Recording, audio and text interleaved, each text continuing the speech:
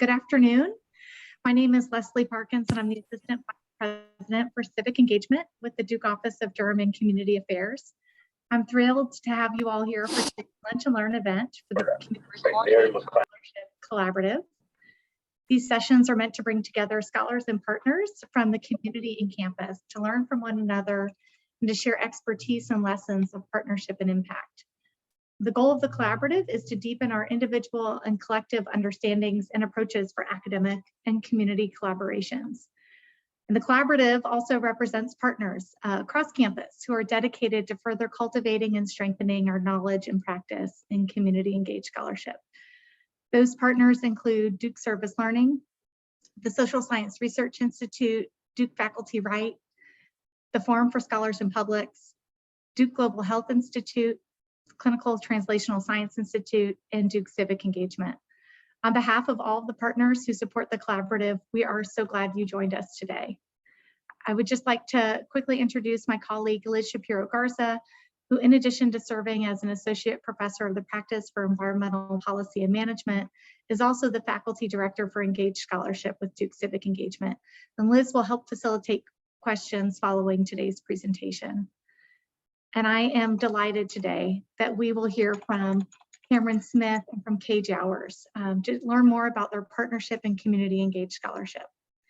Camryn Smith is a proud resident of Old East Durham and a community activist and organizer.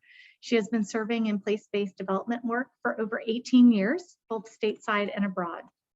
Camryn is a founding member of Communities in Partnership, also known as CIP, a grassroots community organizing and education group based in Old East Durham, and serves as the executive director. CIP focuses on addressing policy and systemic inequity for communities of color and materially poor people within Durham, focusing on social determinants of health, economic development, gentrification, and housing. Jowers is a senior policy associate at Duke University's Nicholas Institute for Environmental Policy Solutions. Her work focuses on environmental justice, including the traditional issues of alleviating environmental burdens and creating healthy, sustainable communities with access to quality and affordable housing, food, and green spaces. She co-directs the Environmental Justice Lab, a collaboration with the Duke Economics Department, and has been working in partnership with Communities in Partnership since 2015. Thank you to both Camryn and Kay for spending time with us today. I'll hand it over to them to share their stories of collaboration, partnership, and lessons learned along the way. And please just give us a moment as their presentation is pulled up.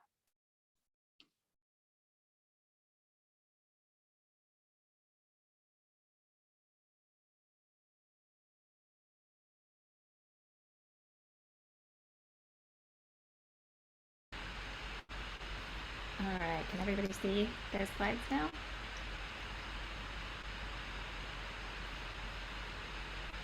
All right, thank you all for being with us today, and thank you for the introduction, Leslie, and for having us here. We have these slides, and we're going to go through what we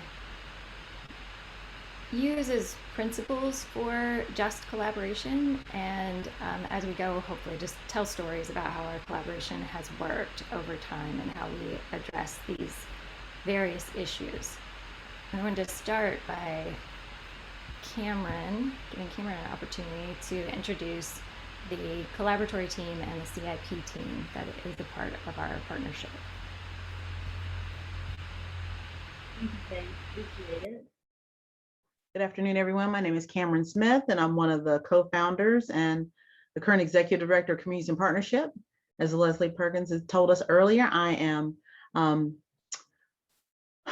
leader of a majority Black and woman-led community development organization. We focus on liberative economic development that centers the liberation of Black and Brown people, specifically the descendants of the African diaspora at the intersections of social determinants of health. And so, as you can see on the screen, who we are is a group of what we call dynamic, awesome women. Like I said, I'm one of the co-founders. In the picture right next to me is Aliyah Abdul Rahman. She is a resident of Northeast Central Durham, like I am as well, and one of the co-founders of CIP. She also is a Duke alumni and also a graduate of Keenan Flagler Business School, and has also had the role at the Center for the Advancement of Social Entrepreneurship at Case, of the first Diversity, Equity, and Inclusion Fellow that they've had.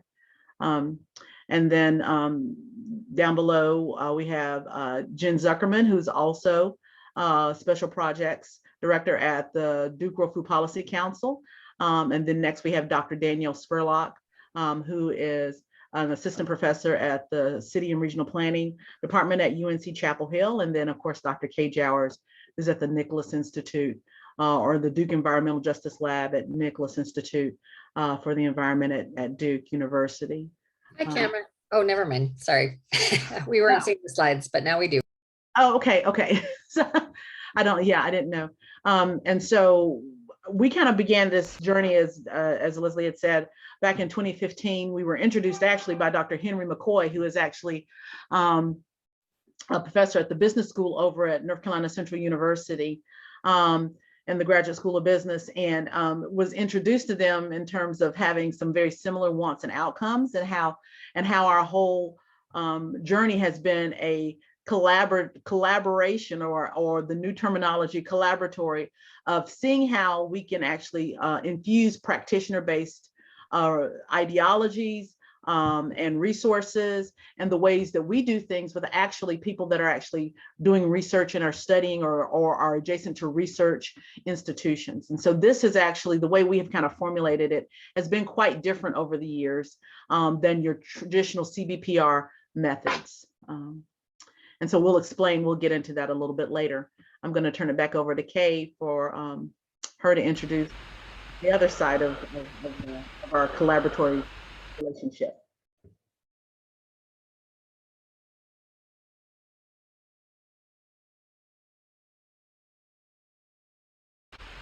Sorry, I'm having technical difficulties and got kicked out, so you couldn't see the slides for a while there. We also have, as part of the collaboration with CIP, a role for the Duke Environmental Justice Lab. The Duke Environmental Justice Lab is a multidisciplinary computational social science research group that I started collaborating with Chris Timmons back in the spring of 2017, and it was really just the two of us and a few RAs that we had, and we had been getting requests from different communities that they needed quantitative research on housing markets and the impact of different environmental externalities. And so we decided to sort of formalize this group to start doing research. So we have a mix of students. We have undergraduates, master's students, and PhD students who work with us over a range of different time periods. We try to recruit our undergraduates when they're either freshmen or sophomores and have them continue on with us through the years that they're in school, and then our master's students are with us for most of their time. PhD students typically don't have time to work with us until they're well into their second and third years, but for the most part we have sustained engagement in research projects, and we'll talk more about how those evolve. I'm going to mute myself because I know you're hearing background noise. And I have to apologize. I am sorry. I feel like my house is the bumpus is right now with my dogs. Really, I think the mailman is here, so I apologize if you hear the background of the fur babies. I'm so sorry about that. The CIP vision is communities of partnership and visions in East Durham, where the surrounding area as a vibrant place where all residents have the exceptional quality of life with the economic and political power to impact decision making that affects their communities, and I'll add their lives. Next slide. And so I think what Kay and I wanted to kind of show you is a trajectory of our organization. We were based and founded on asset-based principles. My husband and myself are both asset-based community development facilitators, coaches, and trainers. And so we kind of used that method to kind of organize us as we were all of us trying to kind of go someplace in 2011. We had a neighborhood shooting, unfortunately, in the fall of 2011 that impacted the neighborhood greatly. a couple of little children were injured, and a man walking down the street on a Sunday afternoon. This actually took place on a Sunday around 1 or 2 o'clock in the afternoon. And so in 2012, well, let me go back. So the response from one of the major nonprofits in the area, as well as the police, they held a press conference and instructed people to board up their windows, to put boards on their front doors, run to and from our cars, and not allow the children to play outside, and do not congregate like, as neighbors do, talk to one another while you're standing in the yard. And we knew that was a wholly incomplete response to what had happened. We did not live in a war zone. We lived in a community of caring, loving people that were raising families and going to work and building careers and sending their kids to school, and and growing old together and being born together. And so we decided that was a wholly incomplete response. And so in 2012, we partnered and had in January of 2012, we had a large event where around 150 to 175 residents of Northeast Central showed up, and one of our elders in the community stood up. We had the event was actually catered by one of the larger organizations in the neighborhood, and one of our elders stood up in the meeting and said, this is not sustainable, having a meal catered all the time. One of the things that we came away with was we didn't know each other, so let's just have a good old-fashioned potluck every one day a month and just get to know one another. And so in February of 2012, we started a monthly potluck at Holton Resource Center that actually was in play all the way until September of 2018. And out of that monthly potluck, we had block parties, trunk or treat events, we had orchard tree plantings, we had a neighborhood farm that was actually started out of that. We had holiday parties and things of that nature that just have that just helped us build community together. And all of this was organized by people, the vast majority of whom voices are never at the table, people who are struggling in material poverty, people who oftentimes are evicted or displaced from their housing, us coming together, having rent control parties, rent parties, and all sorts of things to kind of raise rent monies for people. People who have struggled just about all their lives, and for some they're still struggling even worse because of the rise in the cost of living in Durham. And in 2013, at the end of 2012 into 2013,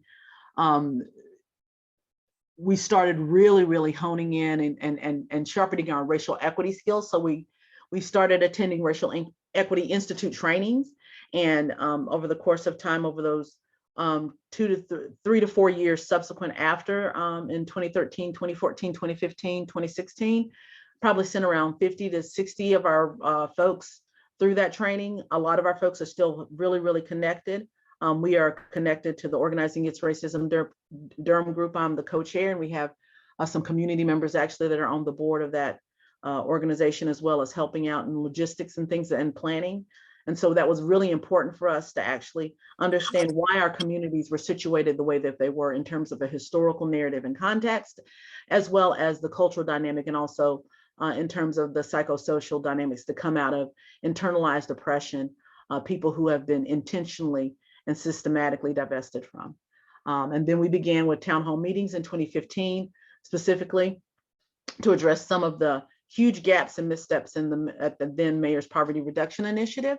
We were very concerned because we started at that point, probably in 2014 into 2015, started seeing people coming to the potlucks and stating that their leases were not being renewed, their houses, when they would put in work requests, they were being denied. They just weren't having their housing worked on. The vast majority of folks living in slum housing, and that their rents were going up, but at the same time their rents were going up, their income was not.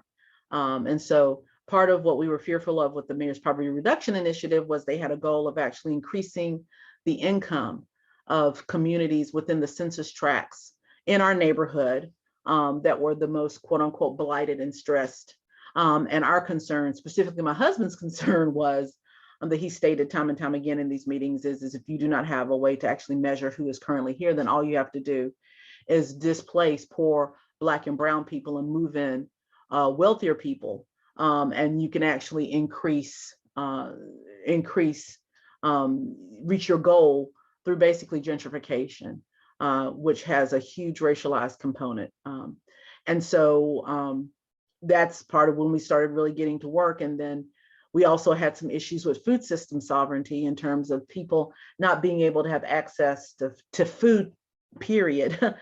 Because at that point in time, the legislature had dramatically cut back on benefits that actually support minimum wage jobs. And so a lot of our folks were working for minimum wage, and they needed those social supports to be able to continue to work for living minimum wage jobs.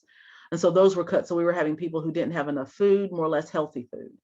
And so when that became a huge issue, one of our founding members, Ms. Veronica Terry, came up with an idea, because we did have some community-based education based on social movement theories and cooperative movements within communities that have been directly impacted, and came up with the idea for us to build our own co-op. And so we kind of laid out the guidelines, food co-op, laid out the guidelines. People would actually volunteer to keep the co-op running. People would pay $5 a month. We began with a partnership with Farmer Food Share and Eastern Carolina Organics, but the board quickly gave me a directive to figure out how we can create a system that isn't predicated on the same oppressive systems that actually kind of create these huge wealth gaps within the food service industry or within the food systems industry. And so we created our food co-op, and what met once a month, and to kind of bridge that gap for when people were kind of dwindling on their, some folks were dwindling on their food stamps before the new month would begin. And to present, now we have, like I said, in 2017 to present, we have not only the food co-op launch, which basically started off with 45 households. Now we have close on average, we serve on average 350 to 400 households over the course of any given year. I think we serve around 800 to 1,000 households over the course of 1 year. We have the Culinary Femme Collective, which is a group of BIPOC femme identifying food-based entrepreneurs who have come together to create collaboration, relationship, to help develop wealth building strategies that aren't predicated on the highly oppressive dynamics that are so tied to the food service industry. They use our BIPOC Farmers Network, which I was mentioning earlier, how we were sourcing our food from partners that were mainly indicative of white institutions at the very beginning.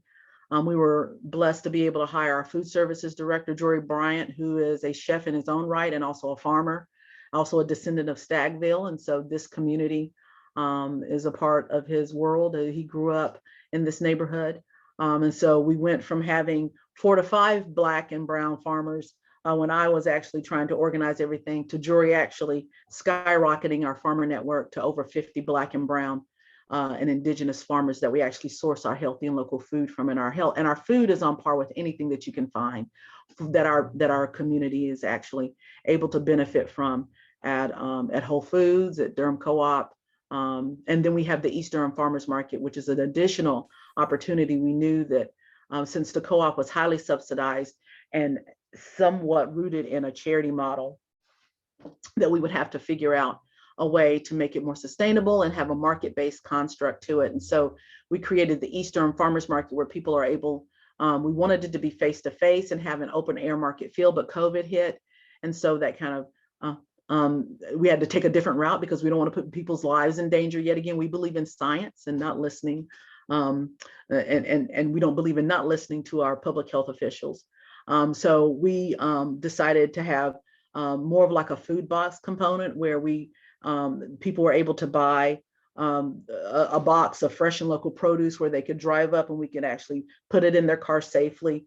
But we also expanded that to having fresh raised eggs, honey, different lean organic meats, chicken, beef, pork, sausages and things of that nature that all of our folks are able to purchase through the East Durham market. And if you live in public housing or receive SNAP benefits or WIC, you're able to actually purchase your food from the East Durham market at 50% off. And that's from a collaboration with Blue Cross Blue Shield corporate.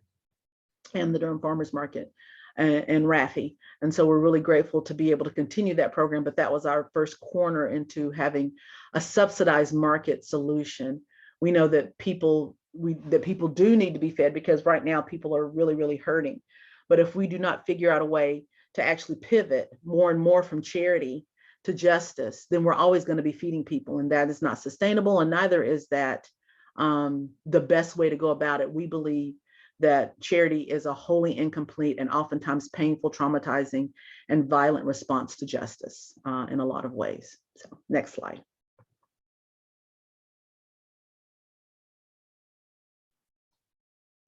Yeah, and we also wanted to talk a little bit about the timeline of the collaboratory and how that has moved along with the work that Camryn just described. And really this partnership and the Environmental Justice Lab started back in 2015 with a roundtable at Duke, where we brought together faculty from all the area universities who had an interest in environmental justice in particular. And in that meeting, we were all aware that there was this proposal, a request for proposals out from the Keenan Trust for inter-university collaboration. And we had all the area faculty there. So there were a few of us, Danielle Spurlock, Kofi Boone, and Deb Gallagher, who decided that we wanted to collaborate on something, and we wanted to write a grant and make sure that we had funding for the community to participate in whatever we decided to do. We knew we broadly wanted to do environmental justice, and to us, environmental justice encompasses not just the negative externalities that people get exposed to, but positive attributes of your built environment, wanting to have healthy housing, access to healthy food, access to green space. And so we wrote the grant, we got the funding, and that's not a perfect process for finding and starting a community-based partnership, because it's a lot of times you would want the community to be in on that grant writing process, but we also didn't want to go to a community organization and say, hey, please give us your time, but we can't compensate you. So we erred on the side of writing a really broad grant that would allow us to do whatever our eventual community partner wanted to focus on, and we started looking for a community. We looked at multiple communities, but we as a team had decided we wanted to focus on a community that had a lot of strengths and assets, and already had organizations that were organizing the community and were trusted entities with the people who actually lived within the community. And Danielle Spurlock ended up at a community meeting with Camryn and Ernest, and heard Ernest speaking about exactly what Camryn was just describing about the Mayor's Poverty Initiative. If you're not careful in how you use data, you will think you're improving things, but you're not.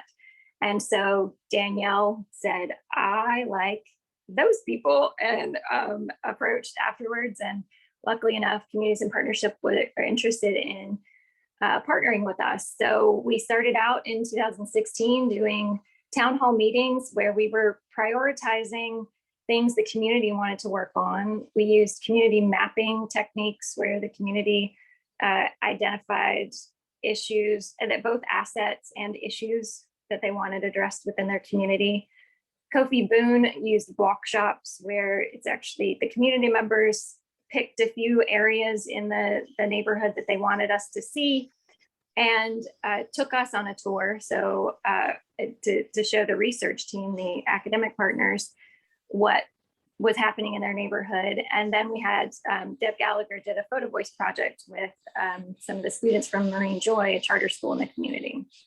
And then over time, we've been assisting as we can, and as Camryn and our staff and the community members direct us to, with helping to build capacity for all of those things that Camryn was describing in her timeline around setting up the 501c3.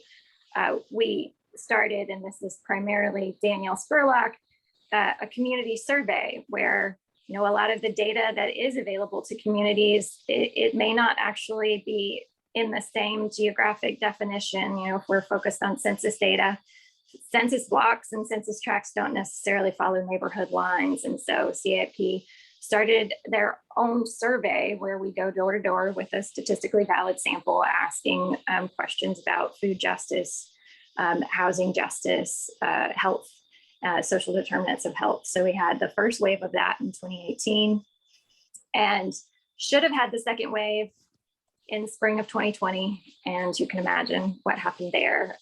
It's not currently safe to go door to door. And so we postponed that wave until next spring.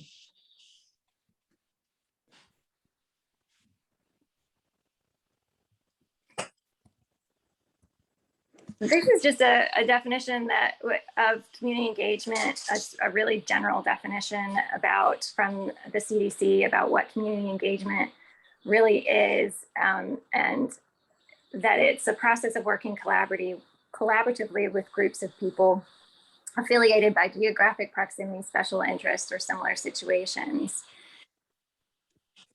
But we often ask in the collaboratory, is community-based participatory research, is it inherently just? You know, if you are exercising those best practices that the CDC recommends, are you necessarily creating a just collaboration? And we don't necessarily think so. And Camryn, did you want to talk at all about the community-rooted approach here?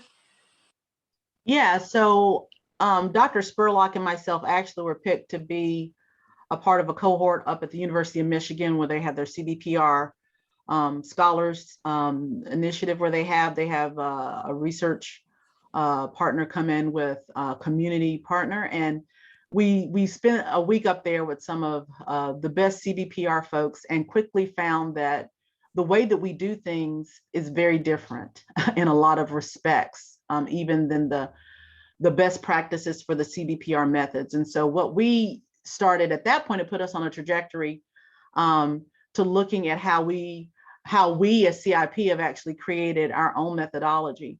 There are some tenets of the CBPR approach that are very similar to what we do, but there's others that are not. And so, and also how, I think a lot of it goes into how we operate as an organization, as a team with our research partners. The way Kay and Danielle, when they come into our community, nobody blinks an eye. They're considered part of CIP. They come in and share their resources, their wealth. There's not a lot of power dynamics at play. They do reverse gatekeeping extremely well, making sure that actually the resources from institutions are actually beneficial and helpful to communities in partnership, and not extractive and placing more on us than what we can actually handle as a small organization, majority Black woman-led organization.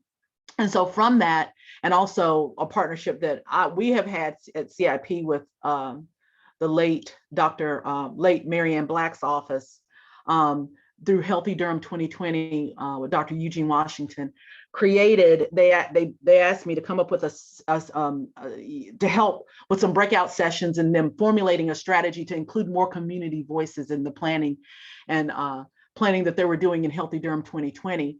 And so myself and Naisha Frey, I came up with a definition because what we had struggled with over and over again at CIP were larger organizations kind of co-opting the work that we were doing and putting us in the same boat, and we were not. And so we came up with our own definition of who and what we are and how we operate, which led to our first peer-reviewed article that Dr. Jowers, Dr. Spurlock, myself, and Aaliyah had co-authored that was in Metropolitics, Community-Rooted Processes. And so basically taking some of the very tenets of what CBPR is, but actually rooting them directly into communities and the levels of accountability, and also taking into account how class plays a huge role in interracial dynamics within Black and Brown communities, and making sure that as those of us on the team who have had some little level of access and resource and privilege, that we're actually infusing a class analysis and being accountable to people who've been more directly impacted than ourselves. And how do we also create an environment where people begin to have more choices, more autonomy, more availability in terms of their lives and how they see themselves, to be able to make the choices that not only Aaliyah and I have been able to make, but certain people like Kay even. I mean, that's the whole point of this work, is what we're trying to build a system where we no longer need charity. We're building a system where people are actually able to make decisions for themselves and to thrive. And so that's what kind of led to the community rooted framework in terms of how we have developed that.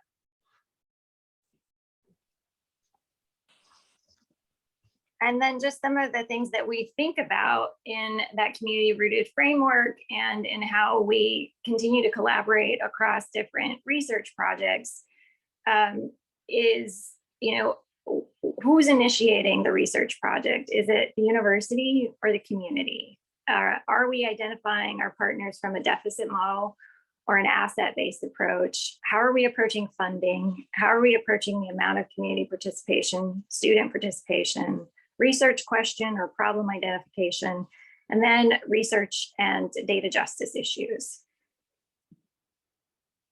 So when we think about community versus university initiated, it's these questions about, are you operating from that asset base or that deficit base?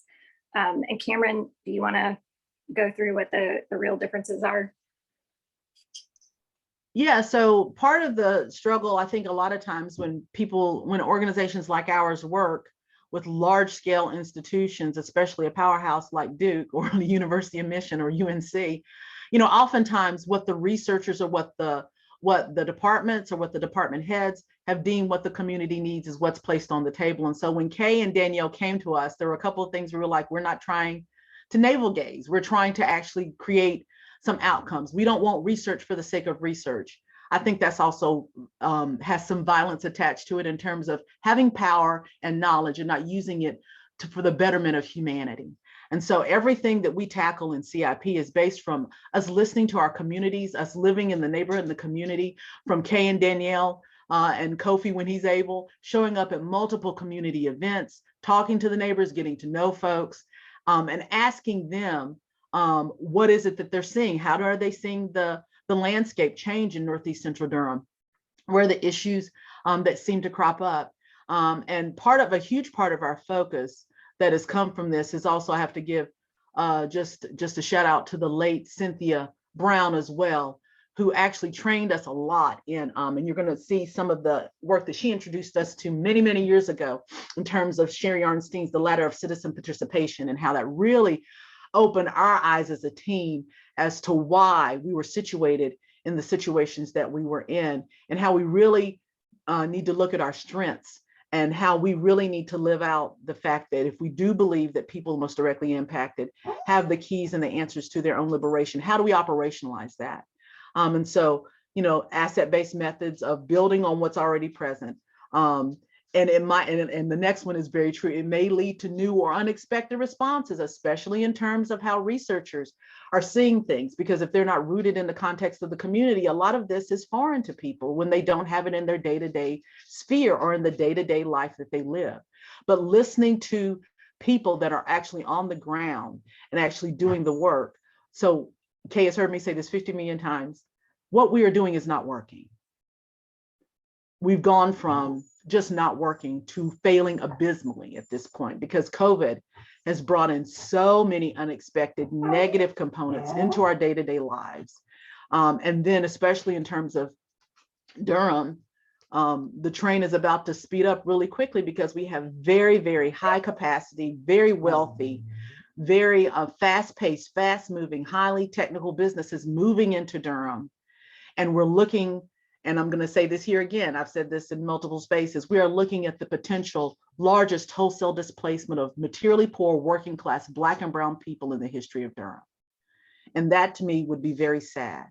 And if what we are doing is not working, it's time for us to kind of look inward and to trust communities like our community to actually move forward in what we know, what is best. In my opinion, we have wasted billions of dollars because we have not had the outcomes. I know we haven't here had the outcomes that we wanted. Oftentimes you have people sitting in a room across power, race, and privilege.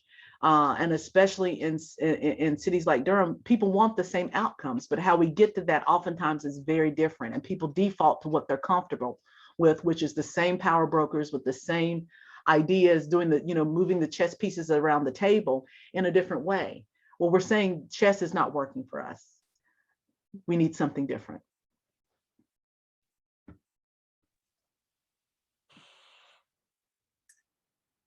And next, we can talk a little bit about funding and budgets. And I sort of already alluded to how when we started the collaboratory, we didn't have the perfect solution to, we knew that we didn't want to go to a community partner without an ability to offer a stipend to the organization to compensate them. And also without money to pay for the actual activities. And so our budget probably didn't rise to the level of a collaborative budget initially, but this top level is the goal. The goal is always to have a collaborative budget developed by the university partners and CIP together. And we, as much as possible, when we apply for grants, CIP is the main applicant and the university partners would be sub-awardees under, if we're even involved in it. It may be something that we're just supporting and we're not written into the grant proposal. But there are multiple levels that you can have of those budgets, but at a bare minimum, we believe you have to have at least the consultation budget. If you're asking members of the community organization or the community to work with students or research team, they should be paid as consultants and compensated fairly for the time that they spend working on projects.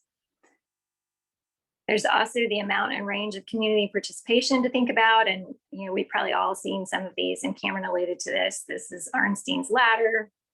This is the CDC's range of increasing level of engagement.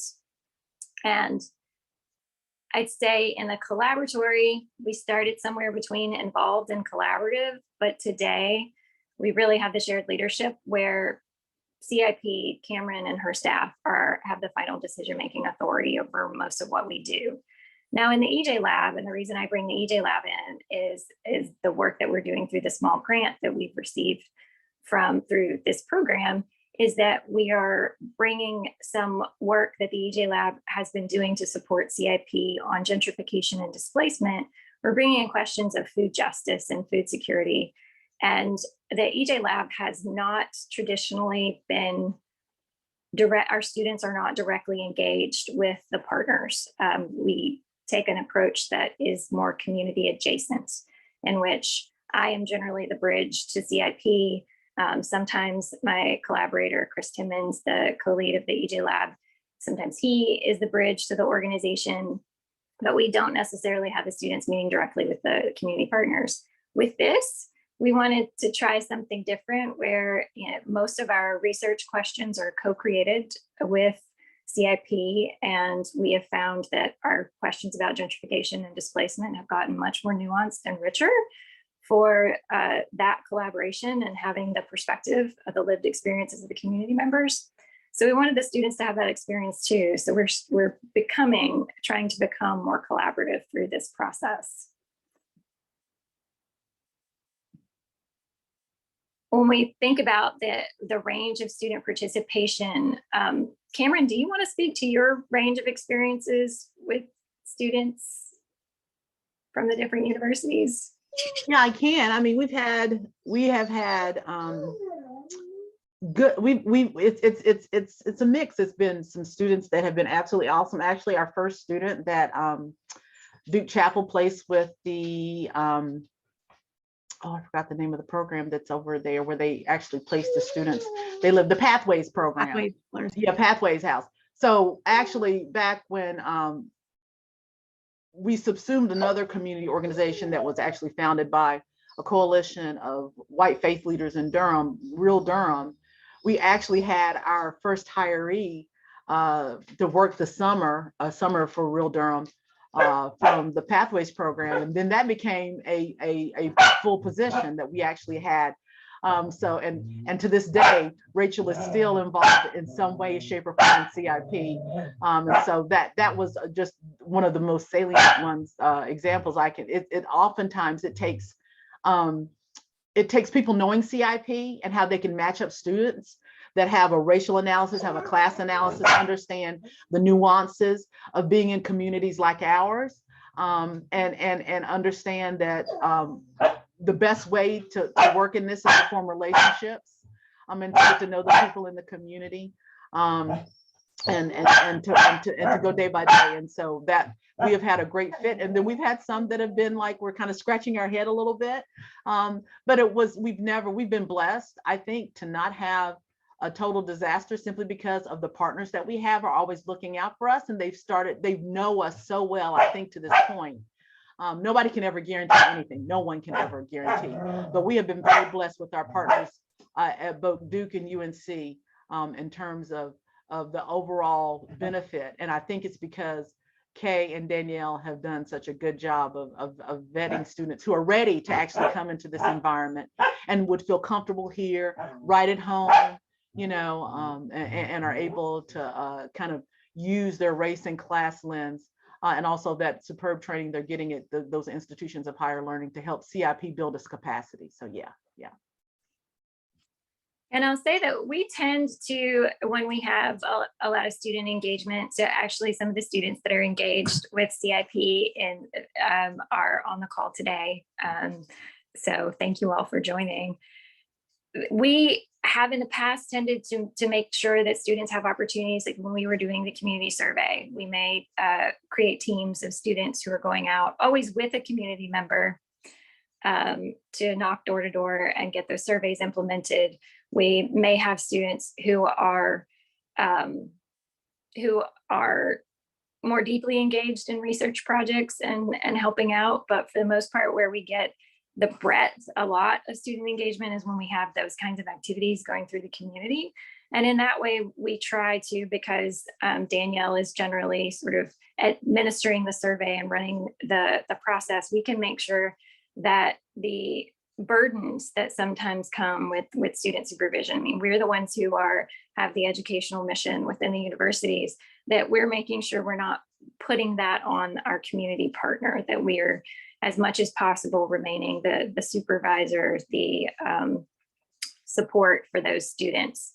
And if we are asking CIP to directly supervise a student, we make sure that relationship includes just compensation for the time that it takes to do that and to do it well. There's one other thing I'd like to say is that that we have two other partners actually that have helped us with some fellows and interns from Duke specifically, and it's Andrew Foster and his team at the legal clinic. And so right now, and Mackenzie's on this call, Mackenzie does not know what a breath of fresh air she has been in terms of helping us.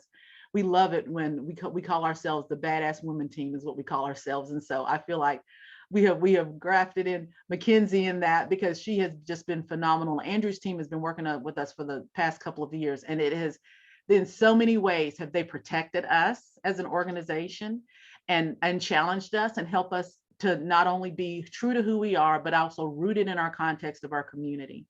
And so just kudos to them, as well as the Duke World Food Policy Council. Kelly Brunell and Jen Zuckerman have been amazing. And a lot of the work that we're getting, we challenged them at the beginning to start thinking of food systems very differently.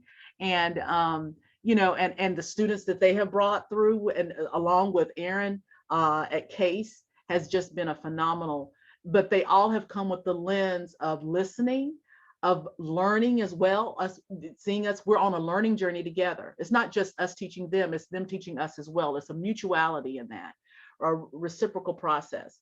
And so we're really grateful for, we've had very good interactions. And so, yeah, I think we've been blessed to run into the right people, so. And that touches some on this idea of problem identification.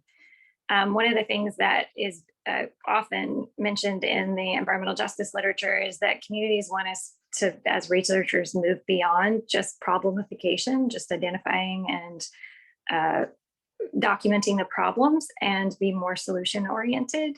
And so whether or not you're addressing something that you're documenting an injustice, or you're trying to create research that will inform a solution, matters a lot. And the community partners' lived experiences and the community partners' knowledge of what the local political opportunities might be at a particular time and what kind of openings they might have and what sort of research might be helpful to that is incredibly important.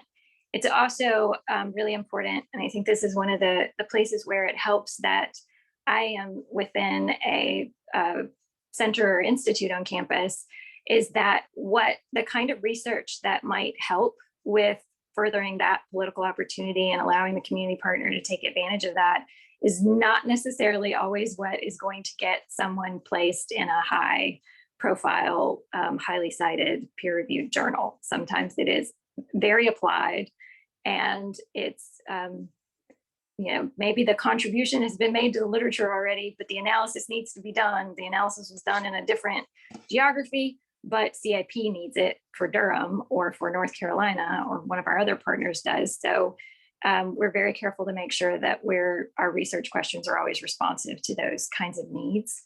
We know we're running short on time. I just wanted to pull up the data matters and data justice issues. Mackenzie, Camryn mentioned, has been working on the Thrive Community Fund with Sam Schrader, Mackenzie, and Katie Kaufman, who I think I saw on here too, have been working with us on model practices for data and research justice. And so one of the things that we talk about a lot, and we've alluded to it in just describing the work that we do, is how data can be a gatekeeper.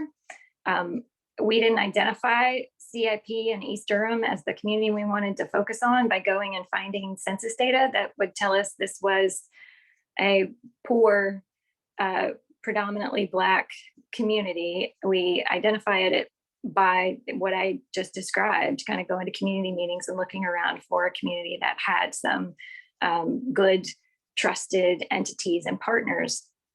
But data can be a gatekeeper. Since we started this collaboration, I have done census analysis for Camryn because she needs it for grant projects. She needs, there's always this burden of, justify why you want this money with the quantitative data. And, I've heard them in meetings with decision makers where the decision maker will say, it's great that you're bringing us your stories, but those are just anecdotes. What we really need to see is data.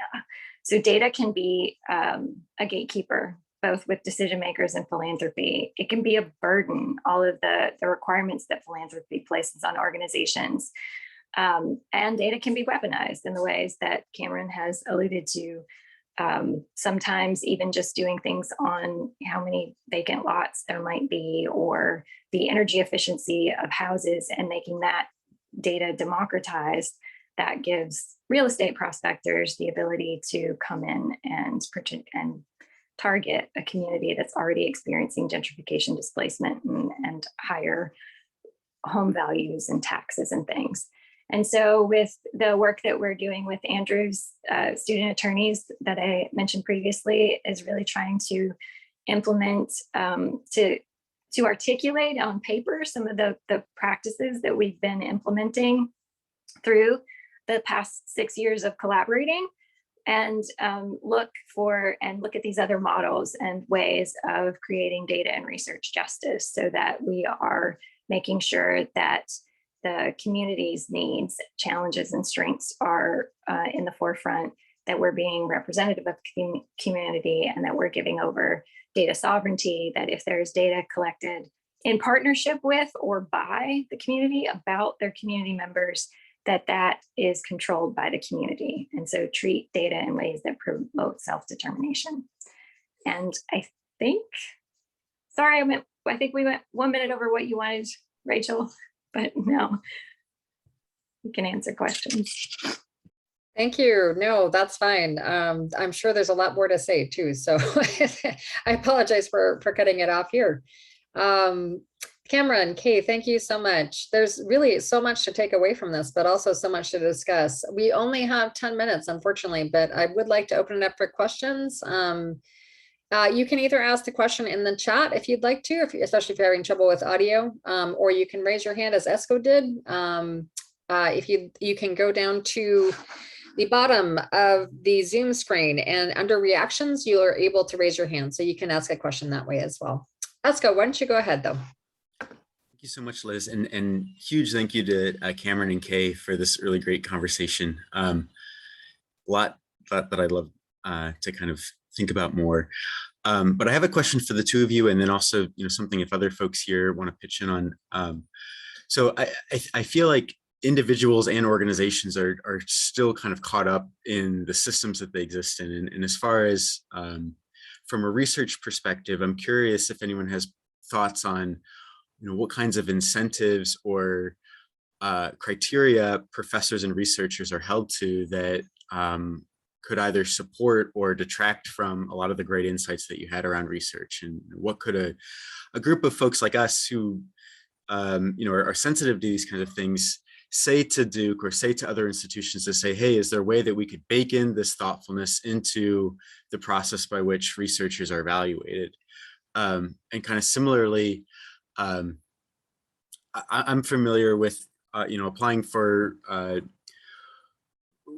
research funding and needing to go through this internal review board or an institutional review board. And either way that you define IRB, it's very much kind of insular in its thinking around its internal folks reviewing an internal member's research. And I'm curious if, with your perspective on these best practices for doing collaborative and just research, if there are grounds for having an ERB of sorts, an external review board that's comprised of community members that have the level of thoughtfulness that you all have added to this to kind of approve or at least guide research initiatives in the community. Just kind of two different versions of changing the process by which researchers are kind of limited to promote more just-based research. I'm just kind of curious to your thoughts about those things. Thank you so much. Yeah, and I'd actually, as someone who's not a faculty member, Liz and others, I'd be interested in your response to this. But I mean, I think there are a lot of interesting mechanisms, and it's a wicked problem. And I mean that in the philosophical term of it's a big problem. And when we implement solutions, sometimes the solutions create even more problems. And so we have seen in the past 19 months, increasing numbers of requests for proposals include requirements that people have a community partner. And in the past 19 months, I've been contacted by faculty and about getting on grant projects. It's wonderful, the amount of interest. And so there is that mechanism that we can require it. And if you want to apply for funding, research funding, you need to have community partners. However, I don't think a lot of people, a broad array of researchers are necessarily equipped for how to do that in a just way. And so it ends up that the grant proposal, the research funding proposal is written before anybody thinks about trying to find a community partner, which is just really, I don't think what the mechanism is intended to do. So I think that there are tools like that that could further those conversations. Are we also providing the training and the resources and the support along the way, which is what I think is great about this program that Liz and Leslie have, supporting people who are doing this work and offering trainings and conversations like these for how we could do it better. That probably doesn't get at the second part of your question, but I'll pause there and see if Camryn wants to weigh in, or Liz or Leslie. Camryn, would you like to weigh in? No, that's perfect. Yeah, good. Okay. All right. Thanks. Let's go. We have a question also from Nicole. Nicole, would you like to unmute and let us know what you want to say? Yeah, sure. So Camryn, when you first started talking, I was just thrilled, like, oh, this is the most amazing thing. Yes, yes, yes. And then when I heard you say it's just not working because there's this train coming here in Durham, and I've even seen that in my own neighborhood, which is not poor and Black. Housing prices are ridiculous. So my question is, I feel like we need community leaders and policymakers who are willing to at least help remove those obstacles to success of some kind of program like yours. Are there community leaders here in Durham who are enlightened, sensitive to these kinds of things and protecting the things we love about Durham rather than protecting home values. Yeah, being careful as a 501c3 director for not endorsing anybody. I'm going to put that. I know I caveat felt terrible for asking, I'm but I'm going to vote. I know. I don't know if Andrew would have come off of on the camera really quick and gave me that eye that sometimes he gives me. So I'll be very careful with this. The one person that I have worked directly with she's our councilwoman, is Deidreana Freeman, and Deidreana has also been working with the Bull City Tenants United Association, which is a group of majority Latinx folks who have been really fighting just a very small cadre of the unfortunate, I don't know how to put it, unfortunate landlords that are not engaging in the type of leadership and how they actually market their homeowners, their rental properties as the way that they should. So, you know, there has been movement of that, and we're actually, CIP is looking at partnering with a couple of Latinx-led organizations for us to have a housing summit to talk about and coin it as housing, but really everything, the baseline for everything is rooted back to wealth inequality and the lack of availability of people to actually obtain the skills that they need for some of these jobs that are coming to the area. I think we have the ability to turn the tide. I think because especially with Google, there are a nice amount of those jobs that people do not need a 4-year degree or a technical degree to actually obtain.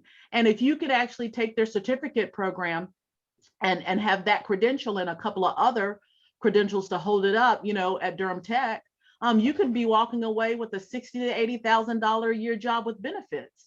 I think that's a win-win. Now, if we can get Google to hire people who've been directly impacted by the criminal justice system, we'd be doing even better, you know, to push that envelope a little bit. And people who might not have had violent felonies within the last, let's say, 10 years or something like that. Let's see if we can talk them into that. And I know that Councilwoman Freeman is behind all of those types of initiatives and is accountable to the community. So that's the one that I know personally about that I've heard. I haven't heard a whole lot from some of the other. Mark Anthony has stated that he's open to having that conversation, but he's been really involved in the guaranteed income space, which is trying to help people stabilize, just having some income coming in to help them, you know, add to their overall income so that they can stay, so that they can thrive and have their needs met. And so operationalizing equity is a big tool that we have to really hold our public officials accountable to. Yeah. That's right. Thank you so much. Thanks. And thanks for your question, Nicole. Camryn, Kay, thank you. I know how busy you both are because this work is hard and takes a lot of effort and time. And it's so important. So thank you for taking this time to be able to share your work and your model for engaged scholarship with us. There's so much to learn and to take away.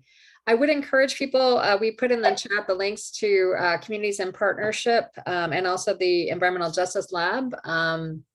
Kay has shared her contact information in the chat as well if you'd like to get in touch, and it looks like Camryn is as well. Anyways, please do follow up and learn more, because obviously this was not enough time to really understand fully all of the wonderful things that you all are doing and the ways that you're approaching this work. Thank you again. And thank you all for joining us. It was wonderful to have you here.